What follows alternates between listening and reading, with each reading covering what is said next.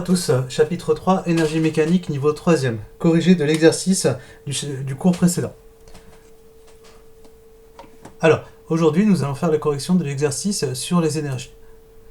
Et nous allons tout d'abord faire le calcul justement de l'énergie de position de Chabal. Alors, je rappelle l'énergie de position, l'expression de l'énergie de position. EP est égal à M fois G fois H. Donc je rappelle, EP énergie de position, M masse, G intensité de la pesanteur, H hauteur. Et donc du coup, nous dans notre cas de figure, la masse va être la masse de Chabal qui est de 108 kg. Ensuite, G correspond à l'intensité de la pesanteur sur Terre, donc du coup 9,81 Newton par kilogramme. Et H correspond à la hauteur. Ici, nous, on va tenir compte de sa taille, c'est-à-dire 1m91. 1m91. Et donc, du coup, à partir de là, qu'est-ce que l'on va faire? Eh bien, on va tout simplement saisir ces valeurs-là et faire l'application numérique. Donc, application numérique. EP est égal à M 108 multiplié par G 9,81 multiplié par H 1,91. Ce qui nous donne, donc on va saisir ça à la calculatrice.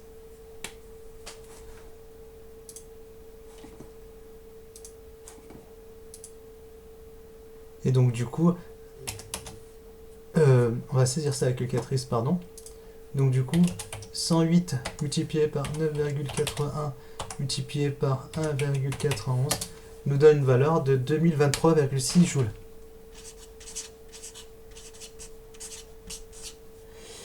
Donc EP est égal à 2023,6 joules. Premier calcul.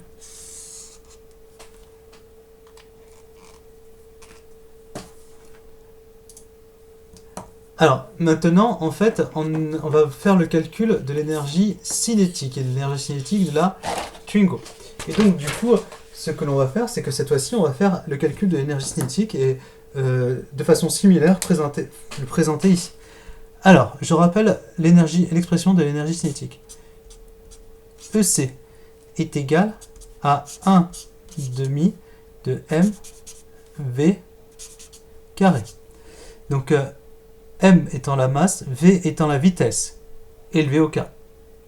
Alors, quelles sont les données que l'on a ici? On a la masse de la Twingo, qui est de 925 kg, et nous avons la vitesse exprimée dans l'énoncé en km par heure. J'attire votre attention que ici, l'expression de la vitesse, dans l'expression de l'énergie cinétique, la vitesse doit être exprimée en mètres par seconde. Et donc du coup, il va falloir faire ce qu'on appelle tout simplement une conversion. Donc on va convertir les kilomètres par heure en mètres par seconde. Et donc du coup, comment on fait pour faire cette conversion? Donc je vais vous la détailler étape par étape. Alors, tout d'abord, nous avons 20 km par heure correspond en fait à une distance parcourue divisée par un temps. Donc ça correspond à une distance de 20 km parcourue pendant une durée moyenne de 1 heure. Et donc, on va convertir déjà les kilomètres en mètres. Donc 20 km correspond en fait à 20 000 mètres. Pensez toujours, ayez toujours cet automatisme kilo 1000. D'accord? Que kilo égale 1000. Pensez maintenant à ce préfixe qui est de plus en plus présent. K, en fait, ça veut dire 1000. D'accord? Vous mettez n'importe quelle unité derrière, ça voudra 1000 fois cette unité-là. Voilà. Donc là, on convertit 20 000 mètres pendant 1 heure. Donc là, j'ai pas changé grand-chose. J'ai converti uniquement la distance, je l'ai passé de kilomètre à mètre. Là maintenant, je vais convertir cette fois-ci les heures en secondes. Et qu'est-ce que l'on sait? On sait que 1 heure correspond à 3600 secondes. Et à partir de là, en fait, je vais réécrire cette fraction, cette expression de la vitesse, de cette manière-là. 20 000 mètres par, non plus 1 heure, même si ça correspond à exactement la même chose, mais 3600 secondes. D'accord? Là, ça y est, j'ai atteint, mais j'ai les 2 unités que je veux. Donc je vous rappelle, j'ai justement des mètres et des secondes, ici. D'accord? Et ce qui va m'intéresser maintenant, moi ce que je veux, c'est la distance parcourue pendant 1 seconde. C'est la distance parcourue pendant 1 seconde. Et donc du coup, je vais donc diviser à gauche et à droite par 3600. 3600 divisé par 3600, ça fait 1. Et là, ici, je vais écrire 20 000 divisé par 3600. Et là, ça y est, c'est fini. On a notre expression de la vitesse. Donc, on va la calculer. Et ici, ça donne 20 000 divisé par 3600. Ce qui fait en fait une valeur approchée de 5,55 mètres par seconde. Donc 5,55 mètres par seconde. Donc là, c'est une étape clé pour calculer l'expression de l'énergie cinétique. Il est impératif d'avoir la vitesse exprimée en mètres par seconde. Maintenant, on va passer à l'application numérique de cet exercice. Donc, ici, EC est égal à, du coup, application numérique est égal justement à 0,5 multiplié par la masse qui est de 925 kg et multiplié par la vitesse exprimée en mètres, je vous rappelle en mètres par seconde, 5,55 le élevé au carré. D'accord? Et donc, je saisis le calcul dans la calculatrice. Donc, 0,5 fois 925 fois 5,55 élevé au carré. Et on a une valeur de 14 246 joules.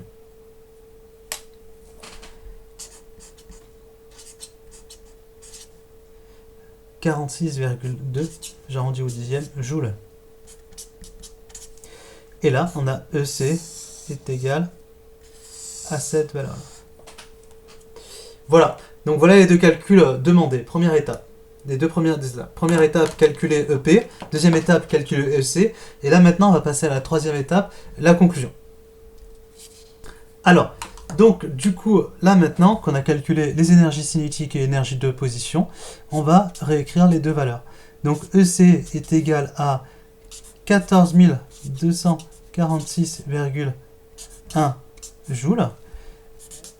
EP est égal à 2023,6 joules.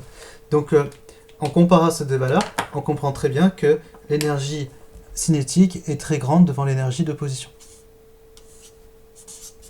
EC est très grand par rapport à EP. Et donc, qu'est-ce que cela signifie? Cela veut dire tout simplement que la vitesse estimée de la Twingo, c'est-à-dire 20 km/h, est trop élevée. Donc là, vitesse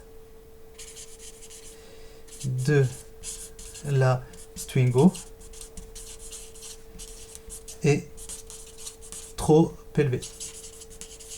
Je vous rappelle, c'était 20 km/h. Et donc, ce que l'on va faire à partir de maintenant, eh bien, on va faire un calcul, une résolution d'équation pour savoir quelle vitesse va nous permettre justement de déterminer l'égalité EC égale EP. Donc forcément, pour avoir EC égale EP, la vitesse sera plus faible pour avoir l'égalité EC égale EP. Alors, on va voir l'égalité EC égale EP en valeur absolue. Et donc, du coup, ce que l'on va faire, c'est qu'on va faire une démonstration de cette équation. On va justement remplacer l'expression de EC EC par l'expression mathématique de EC. Idem pour EP. Notre inconnu sera la vitesse. Et grâce à ça, de par la condition initiale qui est l'égalité, on pourra déterminer avec précision la valeur de la vitesse. Alors, donc, ici, on va commencer là. La condition de départ, EC est égal à EP. C'est la condition de départ. Donc, je remplace maintenant les valeurs, les symboles EC et EP par leur expression mathématique. Donc, EC, c'est 1 demi de M. Je vais préciser en indice T, parce que c'est la masse de la Twingo. Attention, les masses ne sont pas identiques ici. Donc, MT, masse de la Twingo, multiplié par la vitesse au carré, est égal à MGH. Même chose, M, ici, ça va être la masse de Chabal. MGH. Moi, ce que je veux, c'est qu'à la fin, j'arrive à une expression V égale, en fonction justement de 1,5, MT, MC, G et H. Et donc de tout cela, en fait, cette expression mathématique va faire appel à des outils mathématiques de niveau 3e. Donc maintenant, ce que l'on va faire, c'est qu'on va s'affranchir du 1,5. Donc pour s'affranchir du 1,5 qui est à gauche de l'égalité, on va multiplier par son inverse pour se l'affranchir sur le membre de gauche et l'avoir à droite. Donc multiplier par son inverse revient à multiplier par 2. Et donc du coup, on a MTV carré est égal à, je vais mettre des couleurs, profitons-en, est égal à 2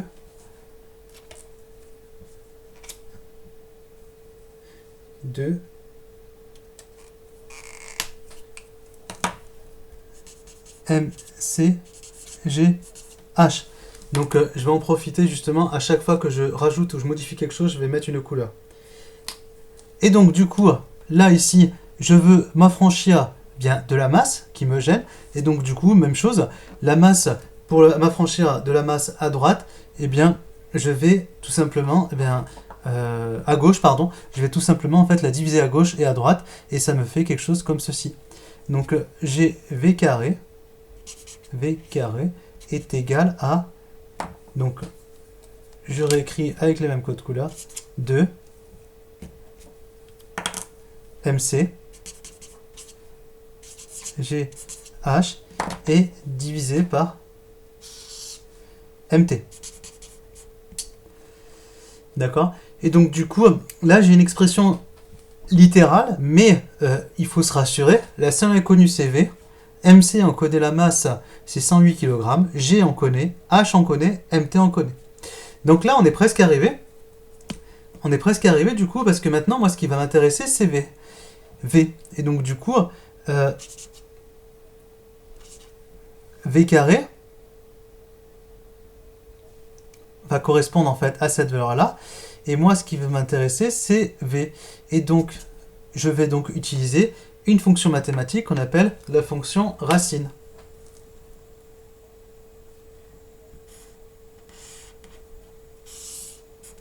Et donc là, maintenant, je vais tout simplement reporter tout ce que l'on a écrit juste au-dessus. Donc, 2 MC fois G fois H divisé par MT. Donc faire attention, hein, la racine carrée englobe tout le quotient, toute la fraction. Et donc maintenant, on a l'équation théorique et on va tout simplement maintenant remplacer, mettre les valeurs numériques, faire l'application numérique de ce calcul et ensuite on aura terminé l'exercice, c'est-à-dire définir la valeur chiffrée de la vitesse.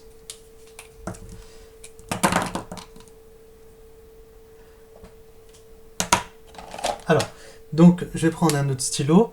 Donc, je vais marquer application numérique. Et donc, du coup, V va être égal à 2 fois la masse de Chabal 108 fois 9,81 fois 1,91. Le tout est divisé en fait par la masse de la Twingo, 925. Et le tout, bien sûr, avec la fonction racine carrée.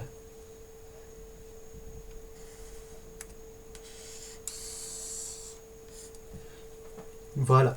Et là maintenant, ce que l'on va faire, c'est tout simplement l'application numérique à la calculatrice.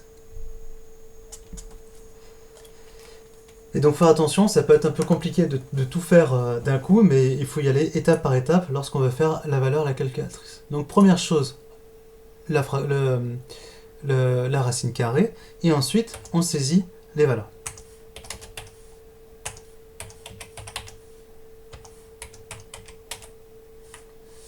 Donc 1,91 divisé par 925. Et là, qu'est-ce qu'on obtient? On obtient une valeur de 9,09. Et cette valeur-là, c'est la valeur qui est de la vitesse exprimée en mètres par seconde. Et donc, c'est 9,09 mètres par seconde. Et donc, à partir de là, qu'est-ce qui nous reste? La dernière petite chose que l'on puisse faire, c'est tout simplement convertir la vitesse en mètres par seconde en kilomètres par heure. Et on va faire le chemin inverse. Et donc, du coup, ce que je vais faire, c'est que cette fois-ci, je vais faire le chemin inverse de tout à l'heure. Moi, ce que je veux, c'est exprimer une vitesse en kilomètres par heure. Et donc, du coup, ce que je vais faire, je vais multiplier par 3600. 3600 quoi? Secondes. Et donc, du coup, on a 2,09 fois 3600. Et donc, du coup, je vais faire le calcul. 2,0917, profiter des valeurs exactes, donc on les a, multiplié par 3600, ce qui fait 7530 mètres. Donc, je vais arrondir à l'unité. Donc, ça fait 7530 mètres. C'est-à-dire en fait que pour avoir une énergie cinétique équivalente à l'énergie d'opposition de Chabal, il faut que la Twingo parcourt 7530 mètres en 3600 secondes. Et donc, comme on l'a vu juste avant, que 3600 secondes correspondent à 1 heure, et donc du coup, il parcourt 7530 mètres pendant 1 heure, là, il est facile d'avoir la conversion en kilomètres par heure. La vitesse de la Twingo répondant à cette égalité EC égale EP est de 7,5 km par heure. Donc voilà la vitesse exprimée en kilomètres par heure. Donc vitesse exprimée en mètres par seconde en bas, et en haut, vitesse exprimée en kilomètres par heure. Voilà, là on vient de résoudre l'exercice de la manière la plus complète. Donc première étape, calcul de l'énergie cinétique. Deuxième étape, calcul de l'énergie de position, ou inversement. Ensuite, on remarque que EC n'est pas égal à EP. Donc changement des conditions initiales, c'est-à-dire que la vitesse définie pour l'énergie d'énergie cinétique est trop élevée, est trop grande. Et ensuite, on termine par une résolution d'équation pour avoir la vitesse correspondant à l'égalité EC égale EP. Rappel très important, la vitesse s'exprime en mètres par seconde. Et ensuite, on convertit en kilomètres par heure, car c'est une unité d'usage courant et qui est beaucoup plus parlante à notre échelle. Et donc du coup, l'exercice est terminé.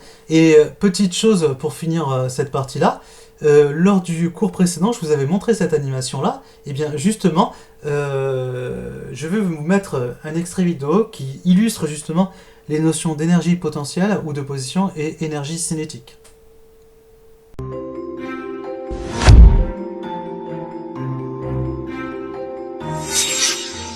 I have here a pendulum. I have an object that weighs 15 kilograms and I can lift it up 1 meter, which I have done now. That means I've done work. mgh is the work I have done, believe me. I've increased the potential energy of this object. 15 times 10 is about 150 joules. If I let it fall, then that will be converted to kinetic energy. If I would let it swing from 1 meter height, and you would be there and it would hit you, you'd be dead. 150 joules is enough to kill you. They use these devices, they're called a wrecker ball. They use them to demolish buildings.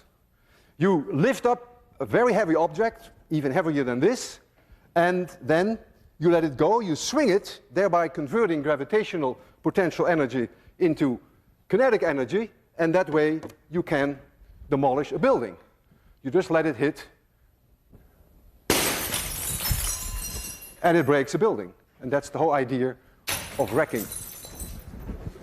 So you are using then the conversion of gravitational potential energy to kinetic energy. Now, I am such a strong believer of the conservation of mechanical energy that I am willing to put my life on the line. If I release that bob from a certain height, then that bob can never come back to a point where the height is any larger. If I release it from this height and it swings, then when it reaches here, it could not be higher. There is a conversion from gravitational potential energy to kinetic energy back to gravitational potential energy, and it will come to a stop here. And when it swings back, it should not be able to reach any higher, provided that I do not give this object an initial speed when I stand here. I trust the conservation of mechanical energy for 100%. I may not trust myself. I'm going to release this object, and I hope I will be able to do it at 0 speed, so that when it comes back, it may touch my chin, but it may not crush my chin. I want you to be extremely quiet, because this is no joke. If I don't succeed in giving it 0 speed, then this will be my last lecture. I will close my eyes. I don't want to see this. So please be very quiet.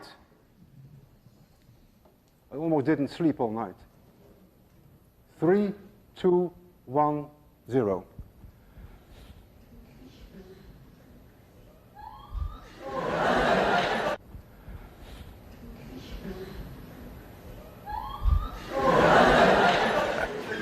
Physics works, and I'm still alive. N'hésite pas à me suivre sur tous mes réseaux sociaux. Et ceci clôt cette correction de l'exercice du chapitre 3 sur les énergies mécaniques. Au revoir.